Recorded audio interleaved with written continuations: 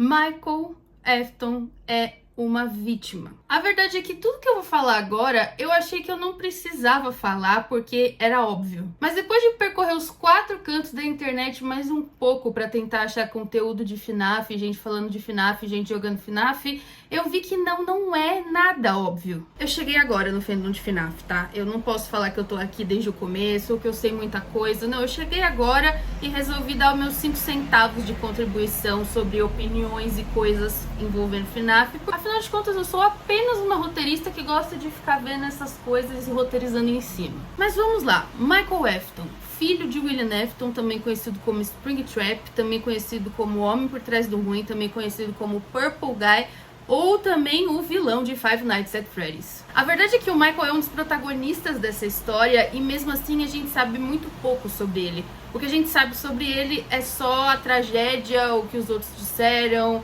É tudo muito complexo quando a gente fala de Michael. Mas é claro que se a gente for comparar o Michael a outros personagens, ele é um dos que mais tem melhor desenvolvimento, né? Porque desenvolvimento de personagem não é uma das habilidades mais, aclamadas de Scott Calton, e a gente sabe disso.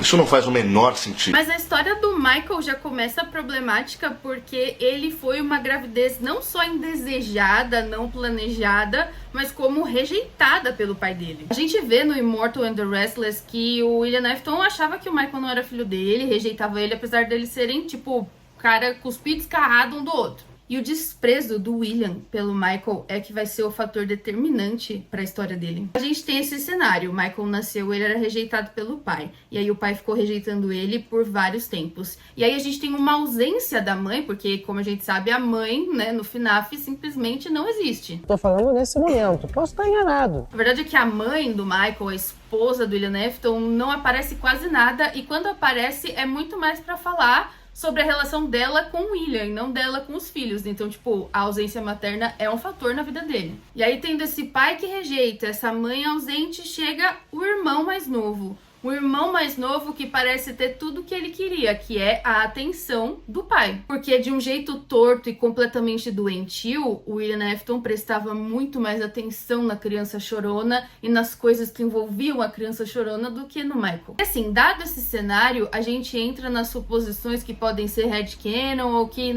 fazem sentido. Dentro do FNAF 4, a gente vê muito a criança chorona e o Michael sozinhos, não tem supervisão de nenhum adulto, eles são sempre só os dois, então pode-se entender de que a responsabilidade do Michael era ficar cuidando da criança chorona, sem nenhum adulto responsável para olhar nenhum dos dois. E aí, dado esse cenário todo, vem o meu ponto que mostra o porquê que eu acho que ele é uma vítima, sim. Eles estão sozinhos, os dois. Ele provavelmente é um pré-adolescente ali, querendo viver a vida dele, brincar na rua e tudo mais como qualquer criança, só que ele é obrigado a cuidar do irmão. Um irmão que tem tudo aquilo que ele não tem, apesar de ser horrível da mesma forma. E aí o que ele faz? Ele decide atormentar esse irmão com pegadinha, susto, bullying e essas coisas. Coisas que a gente sabe que na cultura do irmão mais velho com o irmão mais novo existe bastante, só que no caso dele era um pouco a mais. Justamente porque ele ressente esse irmão, ele tem ressentimento dessa criança. Ele é só mais uma criança também. Ele é só uma criança rejeitada pelo pai, A vida não foi legal com ele. E agora ele tem que cuidar desse irmão e ele decide dar uma zoada de um jeito ruim nesse irmão. Chega! E aí é que tá o pulo do gato. Se você para pra prestar atenção nos minigames do FNAF 4, você vê que as pegadinhas, do Michael para com a criança chorona não tem um viés agressivo físico muito forte. Tem um abatimento psicológico bem forte ali, mas são coisas do tipo trancar ele no quarto, assustar ele com a máscara do Foxy, trancar ele no lugar que tem os animatrônicos que ele tem medo. Mas em nenhum momento a gente vê maus tratos físicos, coisas que vão contra a integridade física da criança chorona que o Michael está fazendo. Ele não pega o bracinho dele e coloca no fogo aceso, ele não bate nele, soca ele, pelo menos não ao que a gente vê. A gente vê bastante tortura psicológica, isso sim, assustar, botar onde tem medo. Essa criança vai ficar meio traumatizada pelo resto da vida se ela tivesse crescido. mas a gente não vê uma intenção nefasta de criar algo terrível, como a gente vê no William Afton desde sempre. E aí que tá, quando chega o grande dia, o dia da desgraça, que eles pegam e colocam a criança chorona, né, o Michael e os amigos dele, colocam a criança chorona na boca do Fredbear, eu acredito que o Michael não pensava que aquilo ia acontecer. Dentro da cabeça dele, ainda infantil também, ele só tava assustando o irmão mais novo pra dar uma trollada com a cara dele. Uma trollagem horrível, sim, uma trollagem que tipo, nossa, não era pra isso estar acontecendo também, mas não era pra acontecer na cabeça do Michael o que aconteceu. A intenção dele não era essa. Ele não queria transformar o irmão dele em camiseta de saudade. Eu não consigo ver dessa forma. E aí que tá, o Fredão faz nhaque, a criança chorona faz crack e o Michael fica traumatizado pelo resto da vida. Tanto que eu acredito que a motivação do Michael pra tudo isso que ele fez durante os jogos da franquia que ele apareceu foi meio que pra tentar reparar esse erro que ele cometeu. E é por isso que eu não consigo concordar quando falam que o Michael é um vilão, ou que ele é uma pessoa ruim, ou que ele matou a criança chorona, porque assim, ele não fez de propósito, ele não tinha como imaginar que aquilo ia acontecer. Foi um acidente causado por atitudes e uma cadeia de coisas que foram culminando até isso. Se existe um culpado para isso ter acontecido, esse culpado é o William Afton, não é o Michael.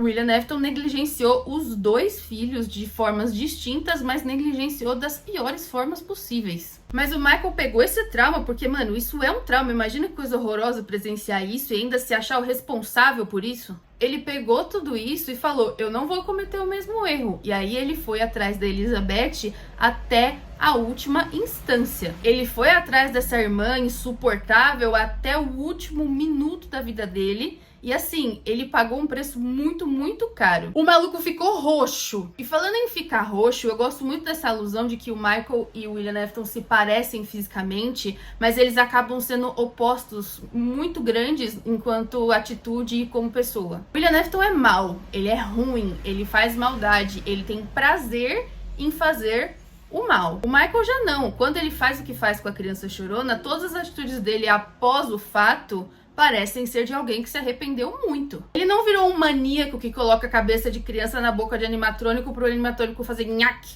Muito pelo contrário, como eu falei, ele foi atrás da outra irmã e tentou fazer com que o pai dele e toda a Fazbear pagasse pelos crimes que estavam cometendo. Agora, dito tudo isso, a gente tem que ir para um outro ponto, que é, eu estou dizendo que Michael Afton é uma vítima, não um herói. Se a gente for pegar tecnicamente o que é o herói, né, essa figura do herói dentro de uma história, quando você escreve uma história e constrói uma história, essa figura vem com aquele manto de estou acima do bem e do mal, eu sou o mais puro dos guerreiros. É o Capitão América, é o Superman, sabe? Aquela coisa do bonzinho, e porque ele é bonzinho, ele é poderoso. Não é o Michael.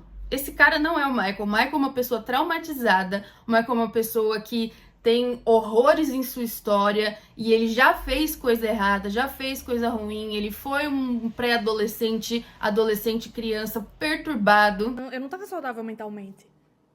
Não que eu esteja agora. As motivações dele estão totalmente ligadas à história dele. Ele não tá fazendo isso só porque ele é bom e quer salvar a humanidade. Se nada disso tivesse acontecido com ele, talvez ele não tivesse esse ímpeto de querer salvar todo mundo da Fazbear. O Michael, ele não é um personagem herói. Ele é um protagonista, ele é um cara que tá ali pra resolver o problema. Ele é o antagonista do antagonista, né? Ele é o contrário do pai dele, ele quer se vingar do pai dele, fazer o pai dele pagar. Mas isso é uma coisa que FNAF faz muito bem. Não existem heróis em FNAF, aquelas pessoas, né, guardiã da moral, dos bons costumes e a bondade em pessoa.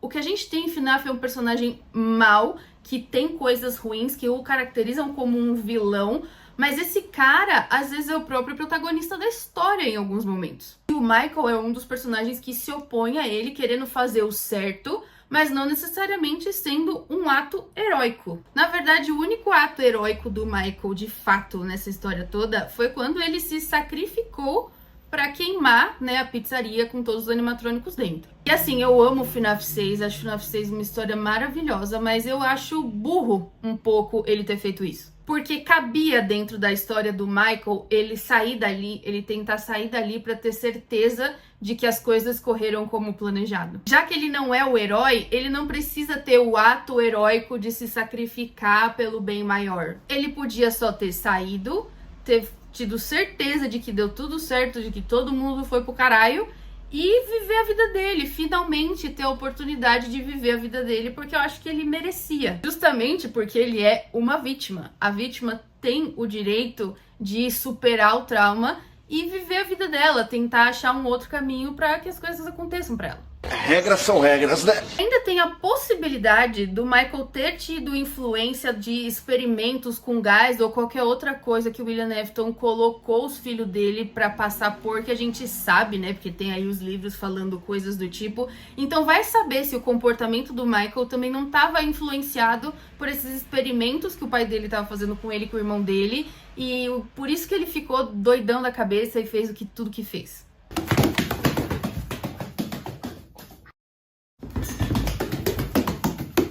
Mas isso é o que eu acho, lembrando que eu sou apenas uma roteirista que gosta de ficar teorizando a vida aí e pensando um monte de bobagem.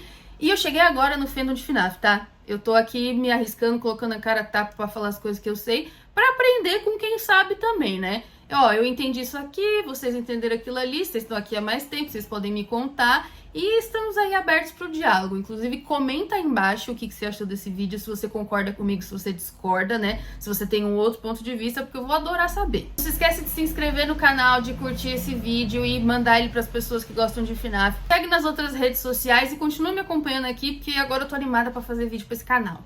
Eu abandonei, mas agora eu voltei, e é isso aí, eu gosto muito de FNAF, eu gosto muito de ficar teorizando as coisas, então eu vou ficar aqui falando, vocês me escutem, por favor, se gostarem do conteúdo. Um beijo e até a próxima!